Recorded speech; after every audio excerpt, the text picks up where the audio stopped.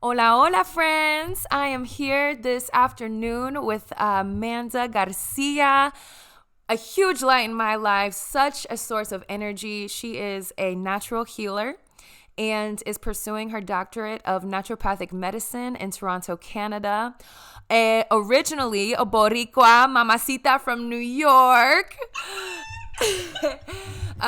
She has found her way to Canada and will be sharing with us a lot of the lessons that she's learned along the way, healing practices that she has learned, herbs and natural medicines that you can use to have the most optimal life that you can have and really show up as your best self for yourself and your gente, your people. So I'm Amanda, muchísimas gracias for being here today with me. I'm so excited to have you on the show. This is my first episode with someone over the phone. So listeners, thank you so much for your flexibility and patience as we do this interview over Google Hangouts. Muchísimas gracias a ti, mama. Oh my God. Y'all, I can't even begin to explain like the impact in my life that Sara del Castillo has had. She is just this beautiful white light, and I'm so grateful to be spending this time this afternoon chilling with her, looking at her beautiful face through Google Hangout, and just sharing some tidbits of information that I've encountered during my first year at naturopathic school out here in Toronto. But claro que sí, I am Bori. She knows what it is. I never let anyone forget that from the Lower East Side of Manhattan. So I'm super, super happy and excited to talk with her and for you guys to listen. Awesome. Thank you so much. And yeah, so I would just love to know where you are in life right now. What are you doing? What is feeding your soul? And let's start there. Yes, of course. It's so funny. Like when I hear that question now, like where I'm at in life right now, I always immediately think of where I thought I would be at this age. So, like I'm 26, I'm doing my dang thing. And I really, for some reason, when I was younger, thought I would be married. I would have two kids by now. I would be having some land in Puerto Rico. And, none of those things are the truth for me right now. That's not my reality. And I used to struggle with that a lot. Just recognizing like, oh, I haven't found love in the romantic sense, because Lord knows I have encountered love in abundance through my relationships, especially my friendships and through my family. But now I stand in the truth, like with gratitude and happiness that I'm 26. I'm out here in school learning the things that I truly like. It sets me on fire, like super energetic. It makes me super excited. And it wasn't easy getting here. It really wasn't. For a long time, I was like, I'm always end up going to traditional medical school. I'm gonna do my 4 years. I'm gonna go do residency. I'm gonna be a surgeon because I've always been good with my hands, um, and just get into a place where I always felt like this pull to natural medicine and working with the earth and working with plants and herbs and just feeling like a legit bruja. And like whenever I would say that to my Lita, descansa en paz, like she would be like, just laugh. She'll just laugh. She'll be like, yeah, bruja, you are bruja. But, and love, and for those of you who are not Spanish speaker, bruja means witch, but really someone who works with nature and heals, and such a cool part of our cultures, even though our families are from different countries, Puerto Rico, Peru, y Bolivia. But yes, love the bruja energy and that abuela, that your grandmother supported that, because some people be tripping a little bit when you mention witchery. Girl, you know it, okay? She would always be like, yeah, bruja, but also Dios. Yes. And I'm like, yes. Church and and God and good Catholicism. Yes.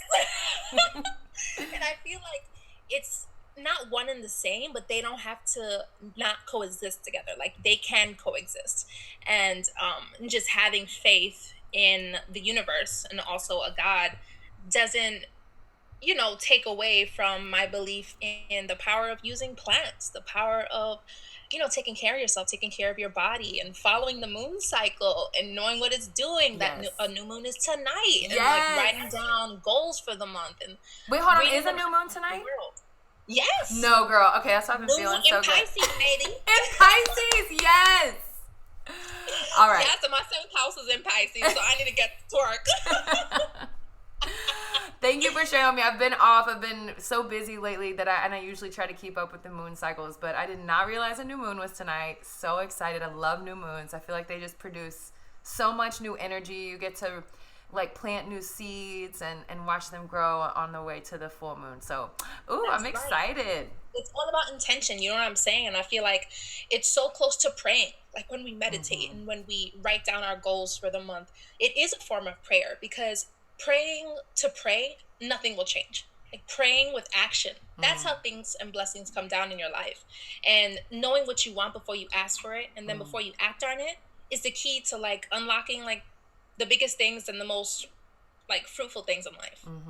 Yeah, Yeah. definitely. Oh my goodness. So I haven't seen you in several years, and would love to know what have you been learning in school about natural medicines and healing. I would love for you to share with our listeners what have you learned about preventative care, about how we can show up our best selves, take care of ourselves, and take care of our loved ones for a long and happy life. Yes, I love that. Well, for everyone who's listening and who's not familiar with naturopathic medicine, and a lot of people aren't, which is why, like, out of the six schools that are licensed to actually provide this degree, like, I'm in Toronto for a reason because one, it's cheaper, but also, like, it's like the norm to go to a naturopathic doctor and to talk about your nutrition, talk about counseling, talking about the power of different herbs and how could it change different ailments that you're experiencing. And so like my journey to get to here, I thought, as I said before, I wanted to do traditional medicine, but then I realized my heart really lied with working with the earth. So thank God I got accepted to CCNM and also to Bastyr University in Seattle. Unfortunately, I wasn't really vibing with Seattle and also just the price tag. You know, like at the end of the day, money, I don't want to say makes the world go around, but it surely makes a lot of things happen. Yes. So, you know, my funds ain't that high. So I said, let me get my ass to Toronto. So I'm so happy I did. So many great people here. And so the premise of naturopathic medicine, it has several principles, but the one that really resonates with me is that the body has this natural capacity to heal itself. And I truly believe that if you give it the right love, care, nutrients, foods, like you can really prevent yourself from developing these really lifestyle diseases that are so rampant in our world right now. Look at diabetes, look at high cholesterol, high blood pressure. Like all those things are very much preventative. And your genes don't set you up to be like, oh, you have this genes you inherited from your mother and father, you're definitely going to have these different conditions. Like no, like there is a thing as epigenetics, and that we can influence how our genes like can just transcribe and translate different proteins and the differences that can make in our lives. And so we were doing this assignment, so we had to make a spiel for naturopathic medicine. And so that's what I talk about, like the power of the body. And what my role would be as an ND wouldn't be to be like, oh, take these 5 different supplements, this is going to help you like cure whatever's going on in your life. It's like, no, I'm here to sit down with you, not in no 15-minute appointment, not in no 30-minute appointment, but an hour to an hour and a half to figure out what's going on in your life. Like, what are your goals? What do you want to change? What are you willing to try? And then pick from different modalities like acupuncture, like hydrotherapy, homeopathy if people are open to it, and different botanical medicine and different herbs that maybe they want to try in a tea, in a tincture, in an infused oil. And that there's so many ways to go about health. And my role is not to just dictate what you got to do to be healthy, but it's to work alongside my patients and be like, look, these are options. These are things we can do. How you feeling? What you open to? If you're not open to this, what about this? And like backing it up. But like, look, this is the research out here for here. And this thing may not have a lot of research out, but I have had these many patients have really great results with trying it. And so being open to those things, because I think luckily for us, like in this day and age, a lot of people are open to trying things that are not the norm or that's not traditional, because they don't want to be stuck taking 7 or 8 pills every single day because they have different diseases that their body is plagued with. Right. And so that's in a nutshell what I'm doing out here. But I had this chance to learn about botanical medicine, to learn about hydrotherapy. I'm going to be a massage com- after midterm week, which is this week, starting tomorrow, learning different massage techniques, and it's just like every day learning something, being like, wow, like I could tell my parents to do this, or I could tell my nieces and nephews, like, yo, do you have a cold? Do you have a really bad fever? If you're open to it, let's put some wet socks and some crazy cold water. Put them socks on your feet, then pull a wool sock over that cold sock so that it's not super, super cold, and then go to sleep. In the middle of the night, you're going to rip those socks off because they're going to be burning. Your body's going to have the capacity to warm up those cold socks. And it's going to have this derivative effect where all the blood that was congested in your face is going to go down to your legs to warm up those socks. So that headache, that nasal congestion, like a lot of people have such great experiences trying this cold wet sock technique. Oh my gosh. And it's like, yo, just try it. See if it works for you. If it doesn't, like, keep it moving. But if it does, what did it hurt having a cold wet sock on for the night? Yeah. And like, yeah. Oh my gosh, that's brilliant. I'm going to try that because I have had so many colds this season living in the furthest north I've ever lived, Nashville, Tennessee. Which is not, don't even laugh at me. I know you're from New York. But I have had so many sinus infections, colds. I've been more sick this year than I've ever been sick before in my life. So I'm definitely trying that. And that leads me to my next question. I know you've learned so much, but what is one thing we can do for a healthier life? And that can be prevention. It can be what you do in the morning.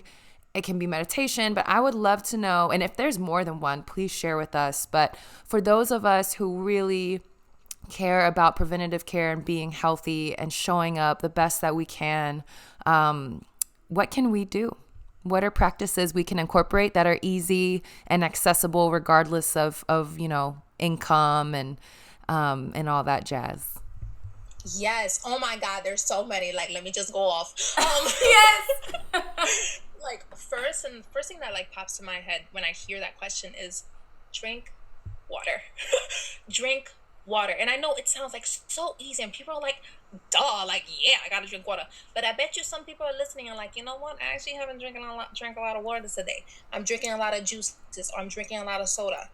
Trust me, them dark Cokes, them Pepsis, what they're doing, they're full of sugar, honestly. They're not doing nothing for you. That sugar is just going to be freaking packaged as fat. Fat that we don't want, okay? We want to be looking good, feeling good. That's not going to make us look or feel good.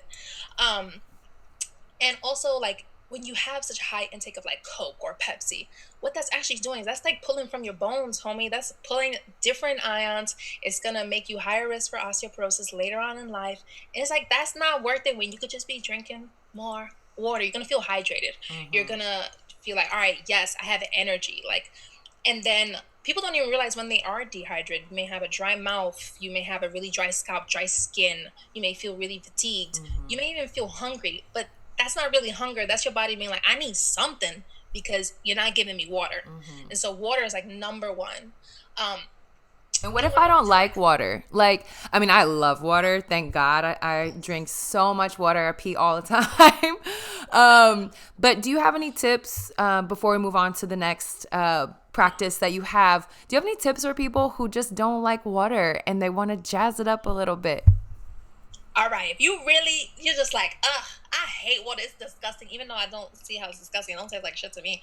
But infuse it. Infuse it with different fruits or in different vegetables. You like oranges? Do orange peel infused water. Do like some kiwi infused water. Anything you're like, yo, I really like this. Slice up some fruit. Let it sit in some water and just drink that. Because then you're getting a flavor that you personally really liked. And also fruits are great. So you can just eat the fruits that you're using to make this infused water. And like keep it pushing. And also eating a lot of fruits in general. They have a really high water content. So if you're like, I don't want to drink water, but I want to have an orange. Like orange is juicy for a reason. It has all this really great power-packed water that has different minerals and different vitamins that could really be useful. You know what I'm saying? And vitamins are called vitamins because they're vital. Like you're not going to get them anywhere else. Your body ain't going to make certain things. So make sure, right. I love that. Because they're vital. I've never thought about it that way. That's so real.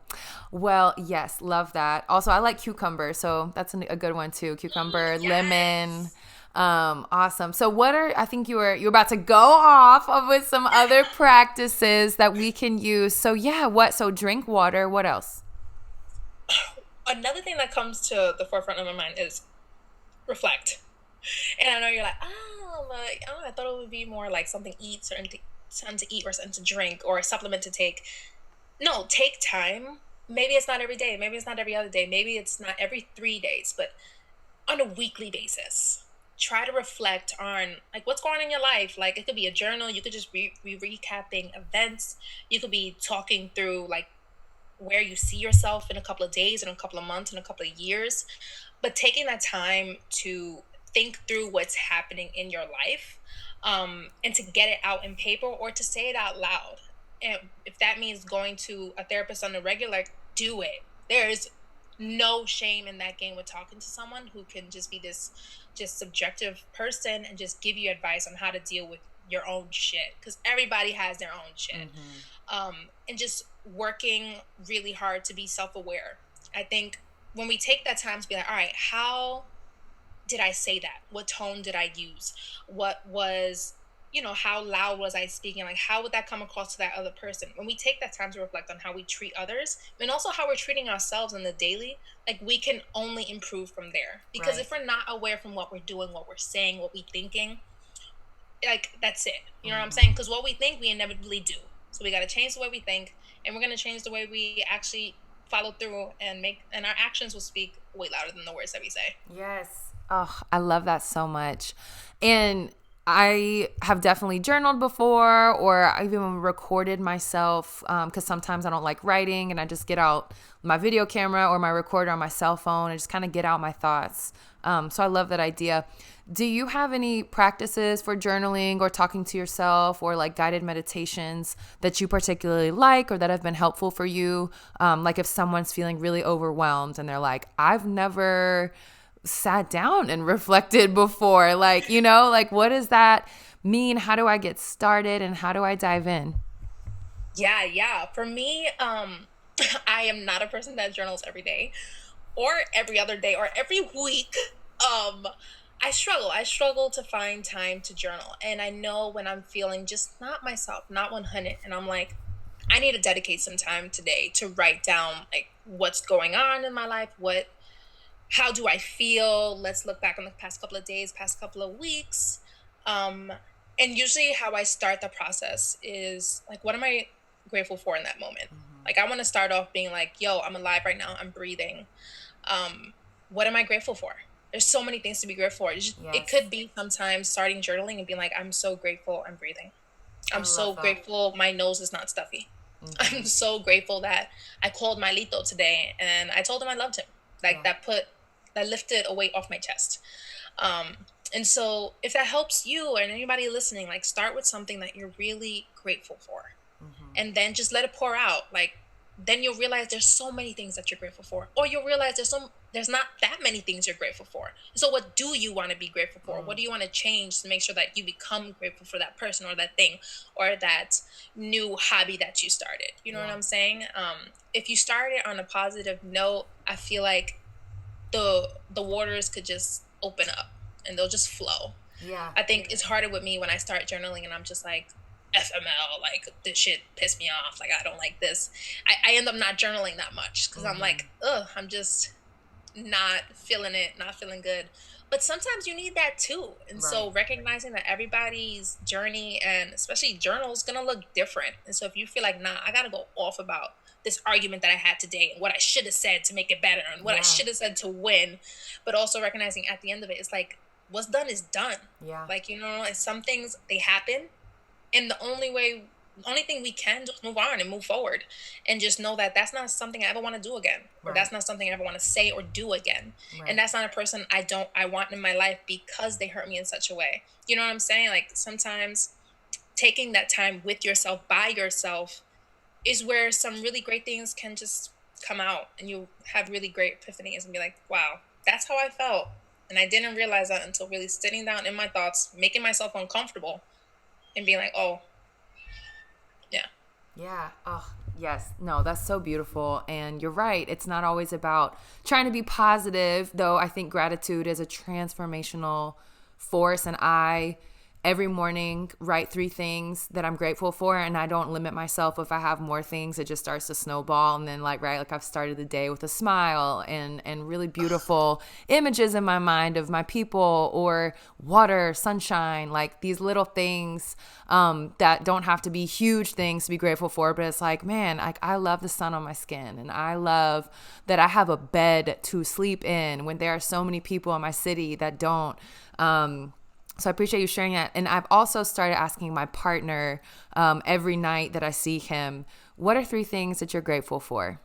And so it's also a contagious thing. So I'd say, like, if you're not feeling like you're really great at it, ask people around you who that you know might be positive sources of light in your life and see what they say. Because that might be a great place to start, is like, I know you, for me, Amanda, are such a light in my life. And you've seen me when I've not been in my best and I've been struggling. So I would always reach out to you to see what you were doing. Like, what were your positive practices? What was your love? But I also was like, if I'm not feeling right, that's okay. Like, I'm going to give myself space and grace, and I'm going to do me and do what I need to do. Because I think that even leads to happiness in a weird way. It's like being able to have the space to be anxious or stressed or depressed or whatever it is, and not let that snowball and start feeling bad because you feel bad. Just letting it be also gets you to a different place faster, So thank you for sharing that. Hopefully this isn't a difficult question to answer. So you've been working with herbs and natural medicine. What is one of your favorite herbs and why? And how can we incorporate it into our life? Ooh, that's a great one. So I basically have a drawer now in my room, like with different mason jars full of different infused oils and some tinctures. And so I'm making one. I wouldn't say it's my favorite, but it's looking the prettiest right now, is valerian root. And so some people are familiar with it. The valerian root really helps people go to sleep. So people who are suffering from like just overthinking and everything at night, having maybe some insomnia, or just feeling really anxious, like it's a great depressant to be like, all right, relax, slow it down, get to sleep. And so I have it in a mason jar in a tincture, and it's turning like a beautiful black.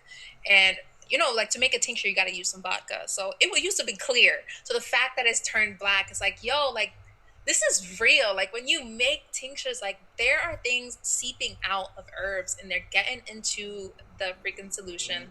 And it's powerful for a reason, because you're getting the active ingredients and then you're consuming it, and it's having this effect on the body. So I immediately think of valerian root, but also I have milk thistle in a tincture too. And so that's really good for liver problems and people who may have gallbladder stones. I haven't heard of cases where it's completely just gotten rid of gallstones, but it definitely helps the liver. It's hepatoprotective, so it means protective of the liver and helping it move bile out. And so I have that in a tincture because my mom was diagnosed with some gallstones, and she may have gallbladder removal surgery. So I'm like, look, let's protect that liver. Let's do some things that we can just do on the regular. And even for people who experience a lot of bloating, first off, if you're experiencing a lot of bloating, like, you definitely want to just potentially make a food diary, or figure like, what are you eating on the regular that's making you feel so bloated? Right. And you may potentially just be allergic to something. Like, you could just take out milk and be like, oh shit, like, I'm not bloated no more. Yeah. Or take out this one meal that you love so much, but it honestly is not sitting right in your stomach. Be Right. like, oh, like, I'm not bloated anymore. But some really good carminatives, which that's like the term for it, but it helps relieve gas, is like peppermint. Like, any of the essential oil ones, like peppermint, yarrow's also really good in tea, that help. It's a carminative, also antifungal, antibacterial. Do it in a tea. You can also do that in a tincture or an infused oil too. Even chamomile. Like, chamomile is supposed to be like nice to go to sleep too, but it can also act like a bitter, which is really good for increasing stomach acid and helping you digest foods, and for bloating as well. So if you like ate a big meal and you're like, all right, like, I definitely don't want to be bloated throughout the night, have a cup of tea, of peppermint tea, of chamomile tea, of yarrow tea, and just sit with it. Don't take it and then just go to sleep. Sit with it, drink it, chill, take a shower, and then go to sleep. Awesome. Yeah. Because you don't want that to be, farting and burping all night next to your loved ones. Be like, yo, that's disgusting. Like, get out the bed. I don't know anything about that. Related to bloating, also, thank you for sharing that. I love that, and I can't wait to try yarrow, which I have not tried yet, for bloating, because I do get bloated. A lot of my bloating, though, I think I've realized also comes from stress and anxiety, and I didn't even think about that. So what are some herbal remedies or practices that you've learned that really help with stress, anxiety, depression, some of those mental health struggles that a lot of us experience? Dev. I feel like I haven't learned too many, but like the one that comes to the forefront of my mind is St. John's wort. I know that has really been shown to help increase, I believe, serotonin levels for people who like struggle with depression.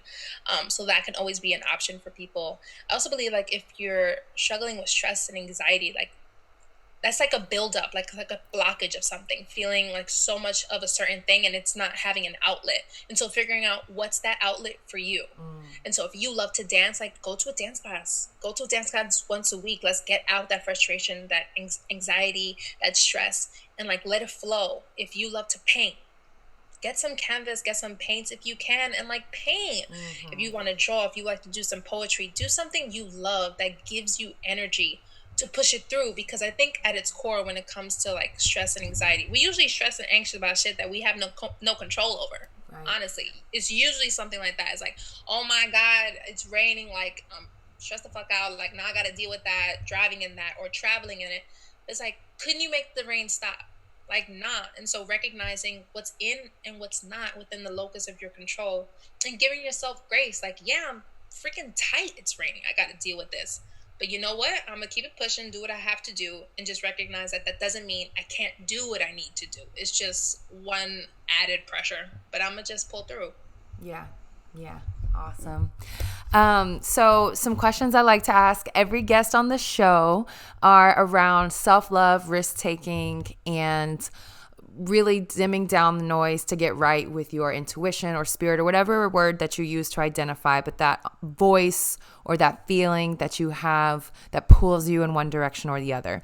So I would love to start with self-love, because I think that self-love roots us in being able to talk to ourselves, know ourselves, and also then prepares us to take those risks that we are called to take sometimes to lead a life of happiness and a life that we're being pulled towards. So what practices have you developed, or what stories do you have over the last, really over your life, that have allowed you to cultivate self-love and just really being grounded in that feeling, that emotion? And if you don't feel like that's something you identify with right now, what are practices you want to do that you think would allow you to feel that love for yourself? Of course, will be Sara del Castillo asking me this question. It's such a valid question, though. Like, it's something I feel is so important for people to like sit back and be like, all right, what am I doing to like cultivate self-love? Like, do I feel that way at all? And I think for a long time, unknowingly, I didn't. And I'm so grateful that over the past few years, I'm in a place where I'm truly like, yo, like I dead ass love myself. Like, that's wild. And it's so many people and different societal standards will be thrust upon us, especially as women of color, just to be a certain way, to look a certain way, to do certain things. And, that carries with you, especially from, if you hear that shit from when you were little. And then as you get older, you're like, damn, I'm not doing that. Or I don't like to do that. And getting to a point where I'm like, I don't care. Like, at the end of the day, I can only live my life for me. Like, no one else is in this body. No one else can hear my thoughts. Like, no one else can do anything for me that I can't. Not that I can't do myself, because, I be needing help. But I'm just saying, nobody else is in this body to feel how I feel. And for me, there's a couple of things that I do to just make sure I'm like in tune with myself. Biggest thing lately this year was getting back into dance. Like I love to dance. I love to Yes. dance. So much fun. You know this. We dance. See, I remember. I miss dancing with you, actually. uh, it's different. Just when you move your body and just able to express how you feel and you feel the music, it's just like, honestly, I feel closer to God when I dance. You Yes. know what I'm saying? I'm just like, this is what it is. Like just expressing yourself with the body that, you've been given. And so it's dancing. It's honestly, it's interacting with people, like not just people that I love and I care about, but with people in general, like recognizing that there's always something to learn from others, and there's always something that we can teach others. Like I don't feel like I'm a professional in no type of sense. I'm not a specialist in nothing, but I have wisdom to impart on people, and people have wisdom to impart on me, and being open to that, it just makes me feel closer to myself and be like, yo, like that's cool. Like there's certain things like you don't know, and it's okay not to know. Yeah. You ain't gotta be fronting about things you don't know. But having that thirst for life and for knowledge, like that's what keeps me going. That's what makes me happy. And honestly, it's my family, like talking to Ahava, my baby, Alejandra, Cirillo, Cello, Yes. my mother, my father, Lito, my sister, my brother. Like they, they seen me from when I was a baby, when I was just be a huge bitch sometimes. I'm like, wow, you still with me through all of that? That's Yes. wild. Right. Ugh. And so, like, sometimes, even when you don't feel like love towards yourself, when you're surrounded by people who genuinely love you, you get reminded of that, like you're deserving and you're worthy of it. And that's why it's so important to surround yourself with people who breathe life into you. Because honestly, there's messages to be sent through other people that's meant for you. Take for instance, when I was applying to a Fulbright for Spain, when I was applying, I was like, fuck it, I'll do it. I told you about it, and you were like, you know what? Are you all right with me applying too? I'm like, bitch, you better apply too. And it was never meant for me. It was meant for you. I was meant to bring that to the table, tell you like, yo, yes, apply. You get it, and look at the amazing experience you had. That wasn't for me. I was meant to be back home. Yeah. I was meant to spend the last 2 years of my Lita's life with her. Yeah. And like, God be moving in different ways. And we don't know in the moment, and recognizing that everything happens for a reason. Like, even though it may not feel right, it may hurt so much. It's like, something's going to come out of it. Something's going to come out of it on the other side. Yeah. I'm getting so emotional now because, for context for our listeners, Amanda was applying for a fellowship called the Fulbright Scholarship, and I was at this really tumultuous place in life, and I knew I actually had applied for a Fulbright 2 or 3 years prior, and didn't get it. And I was crushed, and I tried so many times to study abroad. My family didn't have enough money. I didn't have enough money. And so studying abroad and traveling just was not in the cards for me. And I kept just being so sad, so, defeated. And finally was like, you know what? If my girl's applying, and I just had this, it was almost like sparking light into this dream I'd always had. It was like you re-energized that dream for me. And fast forward, I ended up going to Spain. I met my now best friend and roommate who lives with me in Nashville, and my partner who is my next door neighbor in Nashville. We all met and became friends in Spain, and I don't even think I would be in Nashville right now. And my life wouldn't have changed so much if you hadn't breathed life into that dream again for me. So you're right. Like a lot of these messages do come through, our people, and us just being willing and open to hearing what they have to say, and not being afraid of when greatness is surrounding us and all around us, and being able to listen and tap into it. So thank you. I'm getting so emotional, and I'm so grateful for you. No, we need to recognize that sometimes we're only meant to be the messenger. You know what I'm saying? Yeah. And everything that's happened in your life up until this point, like from that whole experience with Fulbright, that wasn't because of me. It was because of you. Like, you listened to me. Like, the fact that you listened, you were like, yo, I can do this. Like, let me fucking do it. You making that decision propelled your life to be what it is right now. Like, girl, don't be thanking me, girl. I was just like, let's go. Let's both pull up to Spain. Yes.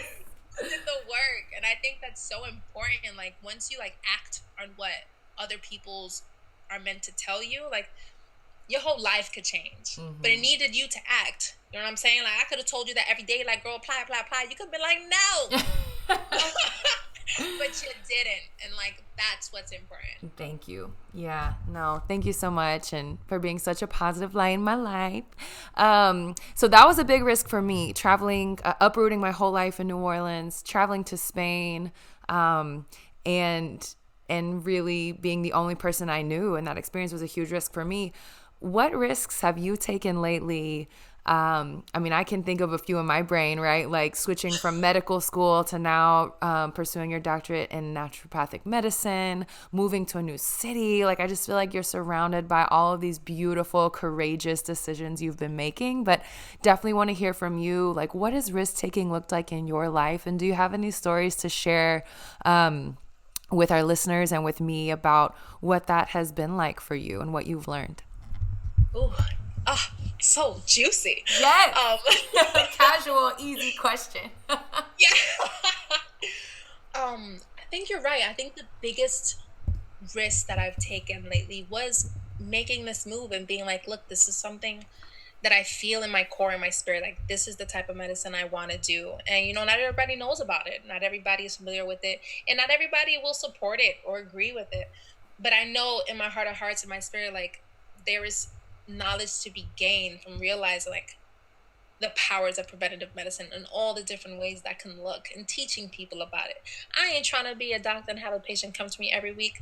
No, I want to see you 1, 2, 3 times, get you to a place where you're super healthy. And I don't want to see your ass. I don't want to see you no more, because I want you to, like, to arm you with the knowledge necessary to take care of yourself and just really embody what preventative medicine is and be healthy, like live your truest self. You know, when you get sick sometimes you're like, all right, I really want to talk to Dr. Garcia. Like, all right, pull up. But I'm not like, that's not what I'm doing. I'm like in it so that I don't have to see my patients on the regular, because I want them to realize that, you know, like, I'm coming to Dr. Garcia to learn different things so I can take care of myself. Like, I don't need to have to go to anyone. And I think that's important. And I also think that there's a space for traditional medicine too. Like, I'm not one of those people who are like, oh, it's only plants, it's only this. It's like, no, like, there is a space for different types of healthcare. With traditional medicine, like, you can't come to me if you cut off your finger. What am I gonna do for you? Nothing. Get your ass to the emergency room. A surgeon there is gonna put that together for you. You know. And there's some people with diseases that, you know, has gotten to such late stages that certain things from the herbs just won't be as potent and won't be as synergistic as they can be, like with other drugs that science thankfully has freaking created, you know. And so, like, there is a place for everything, and I genuinely believe that. But to get to this point, it was risky. It was hard coming to my parents being like, yo, like, I love y'all so much, and y'all been supportive of me throughout this whole thing. Like, me taking the MCAT, me having interviews for traditional med school, and then being like, yeah, I don't want this. It's like a lot of money went into that whole process. But you know what? A lot more money would have gone in if I would have then chosen to go to traditional med school and be like, ugh, this doesn't get me excited. Like, people should do what gets them excited, even if everybody's going to look at you crazy. Like, who cares? Who cares? And, you know, that's difficult to hear sometimes, though, because people are at different stages in their life and may feel differently about other people's opinions of them. And you know what? Everybody's journey is different. Like, I'm only speaking from mine, and now I'd be looking at people, I'd be like, what? This is what I'm doing, and I'm excited about it. But every day, it's still a risk being in it, because I'm like, all right, how is this going to look in 4 years from now when I graduate? Like, how will my practice be? You know, will I even feel prepared? Will I feel like I have enough authority to teach people certain things? And it's like, I want to feel that without a doubt. Like, I've learned so much and I have so much to teach. But sometimes you have moments and you're like, am I retaining everything that I'm learning? Because I'm taking so many classes at one time, and I want to be the best doctor I could be. And so that always is a thought. And you just have to be like, look, you're doing your best right now. Right. And in the real world, it's never like patients come to you and make you take a test in front of them or something. They're asking for your advice and how you can help. And you could open up a book right in front of them, show them where you're getting your information, and just be like, look, this is what I think will work. Like, do you want to try it? And, Right. that gives me hope and that gets me excited at the same time. Right. But yeah, that's a risk day. And also, like, starting this Instagram for like my own business. By the way, for everybody listening, at Sana, SANA, Plantas Curan, PLANTASCURAN. Yes, we will follow you on Instagram. So one more time, it's at what? Sana Plantas Curan. So it's all in Spanish. Basically, heal, plants cure. That's what it is. But it comes from this nursery rhyme. Sana, sana la colita de rana. Si no sanas hoy, sanarás mañana. So it's like, heal the tail of a frog. If it doesn't heal today, it'll heal tomorrow. Yes, I love it. I used to sing it to my grandmother, and she would laugh. She'd be like, this little girl. Because you would really say it to, like, kids who get hurt. But I think it's important to be like, look, especially a lot of physical things in your body. Your body has the capacity to heal from that. Yes. A lot of emotional and mental things. Like, we got to put in work to actively heal from those experiences. But luckily, the body can be running a lot of shit on its own. Yeah. So grateful for that. But yeah, the risk of starting that Instagram, being like, you know what? I'm going to just post different things I learn, and hopefully people like want to read it and like get something out of it, because I don't think anybody wants people to be sick. Like, no, like, we want people to be healthy and just feel the best that they can. And so yeah, we just out here taking risks, Sarah, just living life. Yes, now is the time. I mean, it's always time to take risks. But yeah, no, especially now, it's up and down and crazy, and your 20s are crazy. And I just feel like it's important to embrace, if it's going to be crazy, I may as well be taking risks. So let's go. Yeah, no, I love that. And I love that you talked about feeling like not going to traditional medical school was not the move for you. Also, I want to shout you out and celebrate you. For those of you who don't know, Amanda is a first-generation college student as well. And the first college she went to was Johns Hopkins University. So casual first-generation college student going to one of the top universities in the country, in the world. And is so intelligent, so brilliant, such a role model for women, for honestly anyone. But I just think it's so beautiful that you are such a fighter and have fought for what you want and what makes you happy, and how you know that you need to show up in the world to heal people, to be there for other people. So I'm so glad that you chose this journey. I would love to know, how did you come to this decision? I've talked to other guests and in my own reflective process, have thought about like, how does my intuition present itself, or my spirit, my energy? And sometimes it's through dreams. Sometimes it's through meditation. Sometimes it's this terrible feeling. Talk about bloating, like being bloated for weeks because I'm not doing what I know my spirit is trying to tell me I need to do. But I like to think about like tuning down the noise. There's so much noise in our world. How do we tune it down? So for you, what did that look like? How did you know that this was the risk you needed and wanted to take? Honestly, dreams are a huge way for me just to like just get messages and things that I should be aware of, and things that my unconscious is trying to work through, and so it's sending me info. And I don't know if it was a specific dream, or I just woke up one morning and I was like, this is what I have to do. And it's a tough choice. It really is. And I spoke to a lot of people about it. Just telling them like, yo, I'm thinking about this and this. And it's just a certain level of peace when you're like, this is it, and I felt it, and it just came over me, and I'm just like, this is what I'm supposed to be doing. And if I knew a healer that lives in Puerto Rico on a farm that has like decades of experience that would have pulled me under their wing, maybe I would have chose that too. But just knowing that at the junction where I was doing interviews for a traditional med school, and I was just like, this, I don't feel excited at all. Yeah. Like at all. Like, cool, I got an interview, and that's a huge deal. It's a huge deal. And everybody who's going in traditional medicine, like, props to y'all. It's difficult, it's hard, and it's rewarding, okay? Healing and helping people will never, ever stop being rewarding in whatever capacity you do it in. And I just knew it just wasn't for me. And like talking about it and trying to convince myself that, yo, Amanda, like, you will always have that job security. If you are an MD, a medical doctor, you will always have a job. Like, you ain't gotta worry. And that's facts. That's such facts. And as an ND, I'm an entrepreneur. I gotta figure out like what my practice looks like. How do I want it to look like, designing the whole thing that comes with having a business. And just knowing that you're not sure. You're not sure who's going to pop up and be like, yo, I really want to have an appointment, intake with you. It's not guaranteed. Yeah. Like, it's guaranteed for medical doctors. And that was a huge thing that was holding me back from making that decision.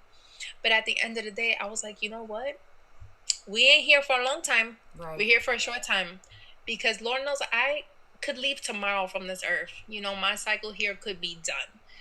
And I would leave upset knowing that I didn't do what was making me happy at that moment, you know, just to have like a, instant gratification of having money later. I know it's not worth it to me. That's not what I want. That's not what brings me joy. And so it came through James. It came through my dad, like, sitting with me and him being like, Amanda, no one else is living your life. If that's what you want to do it. Yeah. You know, and just being like, yes, this is what I want to do with my life. Yes. And sometimes your intuition could be loud like that. It could be loud and clear and you feel peace, but sometimes it's not. Because when I first started even thinking about it, my intuition was all over the place. Yeah. I would just have like pains in my stomach. I would have like dreams where I was a medical doctor or I was working in a hospital. And I was like, oh, okay, maybe I'm not supposed to do it. And there was a lot of back and forth. And I was unsure for a long time. But luckily, thankfully, it came to a point where it became abundantly clear that this was the move I had to make. Yeah. And so, like, I feel it that some people struggle to know, like, to make sense of that murky water when it's time to make a tough decision. And I just say, hang in there, because it may look different for you. Maybe you can feel at peace with, like, talking to a certain person in your life. Maybe they're going to speak something into your life and you'll be like, that's what I needed to hear. I know what I have to do. Maybe you have to have a certain experience. Someone needs to come into your life and show you something in order for you to make that decision. And sometimes it just takes you making the decision in the dark and maybe not realizing till later that if it was the right or wrong one, but knowing that it's never too late. Right. As long as you're living and breathing, it's never too late to do what you really want to do. Yes.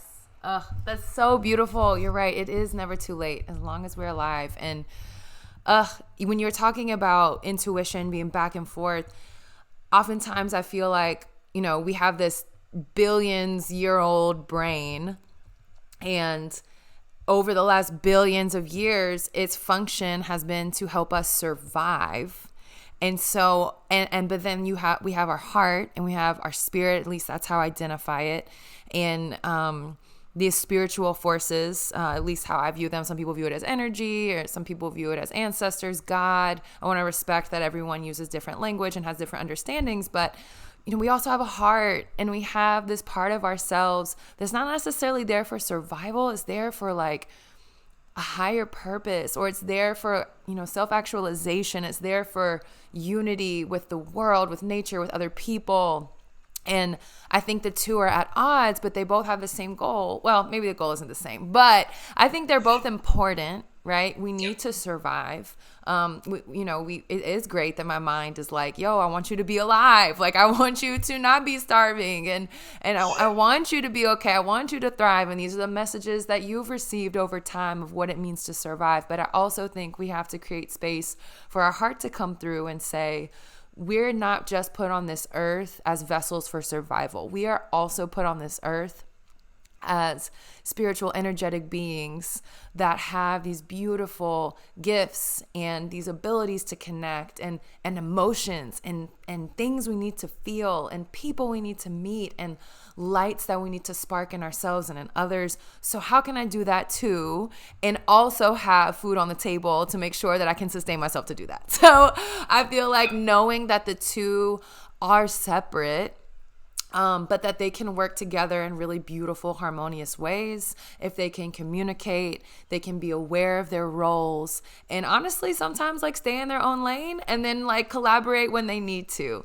So thank you for sharing that. That's so real. They don't have to be at odds. Your heart and your mind can work together, can be team players, but I think we have to be able to call out and name when thoughts are coming through that are out of fear and need to survive, and when thoughts are coming through that are grounded in love and purpose, and that are pushing us and propelling us towards something greater than ourselves. So yeah, thanks for sharing that. It's been so beautiful talking to you. There's so many more questions I want to ask you. And, you know, definitely will hopefully get an in-person interview with you. I'm putting out to the universe and I'm coming to Toronto, and that we'll get to meet up and be together in person. But before we wrap up, is there anything that you want to share that I haven't asked you? Any words of wisdom, any stories, anything that you want to leave us with before we sign off? Ooh, I feel like I've said this multiple times as we've been here today, but just to say it again for the people in the back, it's never too late. It's never too late to do something that you've always wanted to do, always wanted to try. And you know what? In order for us to be brave, like, it requires some fear. You know what I'm saying? We got to be scared, because then we're scared of losing something. You know what I'm saying? And so just be courageous and just go out there and do it. Like, just, what's the worst that could happen? You move some money. Some people look at you different. Some people are like, oh, she's trying that. Whatever. They'll forget the next day. I mean, some new meme will be on the Insta, people talking and crying about. So just do it. Like, that's it. That's my Nike quote. Just do it. Yes. I love it. Well, thank you so much. Muchísimas gracias. And again, how can we find you? How can we support you and the work that you're doing now? Yes, follow my Insta at Sana Plantas Curan. Yes. I know that Sarah could probably just put that somewhere in the... Yes, I don't know. We'll put it in the notes. We'll figure out how to put it in the notes. And one last one, I forgot to ask you earlier. Can you tell us one more time the name of that herb that helps release more serotonin? I'm always trying to be in a happy place. I'm like, well, what gives me more energy? Definitely an energy junkie over here. So what was the name of that one more time?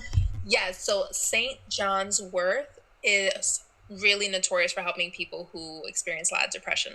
So definitely check that out, read up on it, learn more about it. Definitely not the be-all, end-all of information on that specific herb, so look into it. And so if you want to try it, see how it makes you feel. Because at the end of the day, everybody's physiology is a little bit different. So if it makes you feel good, then do it. Awesome.